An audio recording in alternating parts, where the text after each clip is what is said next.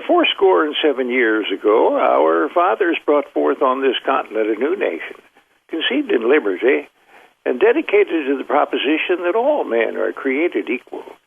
Now we are engaged in a great civil war, testing whether that nation, or any nation, so conceived and so dedicated can long endure. We are met on a great battlefield of that war.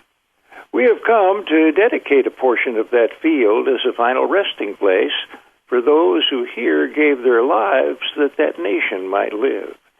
It is altogether fitting and proper that we should do this, but in a larger sense, we cannot dedicate, we cannot consecrate, we cannot hallow this ground.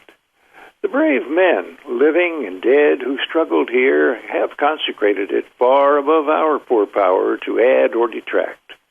The world will little note nor long remember what we say here, but it can never forget what they did here. It is for us, the living, rather to be dedicated here to the unfinished work which they who fought here have thus far so nobly advanced.